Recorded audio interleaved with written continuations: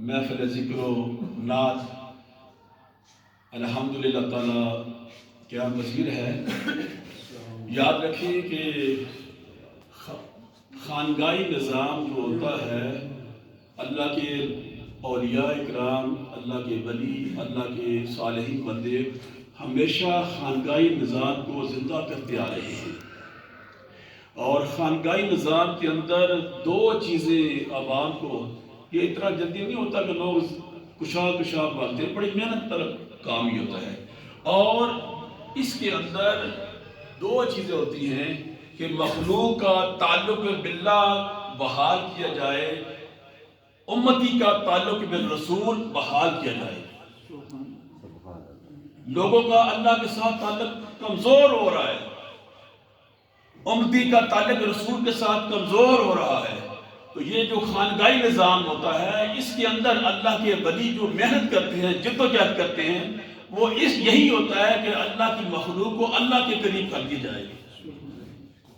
محنت ہوتی ہے، جیسے بایزید بستامی رحمۃ اللہ علیہ ایک واقعہ بڑا مشہور ہے کہ آپ کے دور میں ایک عورت کوٹھا چلاتی تھی، اپنا کوٹھا چلاتی تھی، آپ سب اس چیز کو، تو بایزید بستامی رحمۃ اللہ علیہ کو پتہ چلا، تو آپ اس کے کوٹھے کے نیچے بیٹھ گئے۔ تو جب عورت نے دیکھا کہ میرے گاہک نہیں آ رہے، میرا معاشی مسئلہ کمزور ہوتا جا رہا ہے، اس نے جھانک کر دیکھا تو بابا جی نیچے بیٹھے، جانتی وہ بھی تھی، تو اوپر سے اس نے کہا بابا جی ادھر کیوں بیٹھے ہوئے ہو؟ اس نے کہا میں بھی بیٹھا ہوا ہوں۔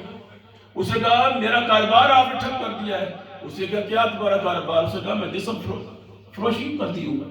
اس نے کہا ٹھیک ہے ہم بھی تمہارے گاہک ہیں۔ بابا جی نے فرمایا ہم بھی تمہارے گاہک ہیں، اوپر آ جاؤ۔ بابا جی اوپر چلے گئے، تو بابا جی پوری تیاری کر کے آئے تھے، بایزید بستامی رحمۃ اللہ علیہ۔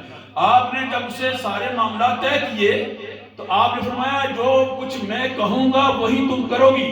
اس نے کہا ٹھیک ہے بابا یہ کیا کہے گا مجھے؟ تو بابا بایزید بستامی رحمۃ اللہ علیہ نے کہا کہ پہلے جاؤ غسل کر کے آؤ۔ تو عورت نے کہا یہ دیکھو بڑے بڑے جوان مرد ہیں، انہوں نے کبھی مجھے غسل نہیں کروایا، یہ بوڑھا مجھ سے غسل کروا رہا ہے، چلے جو غسل کر لیتی ہیں۔ جب غسل کیا تو بایزید بستامی رحمۃ اللہ نے فرمایا کہ یہ جو میں لباس دوں گا وہ پہن کے باہر نکلنا ہے۔ اس نے کہا ٹھیک ہے۔ وہ جب غسل کر چکی، لباس پہن چکی، جب باہر نکلی تو بایزید بستامی رحمۃ اللہ علیہ نے مصلی بچھا دیا اور کہا اس کے اوپر کھڑی ہو جا۔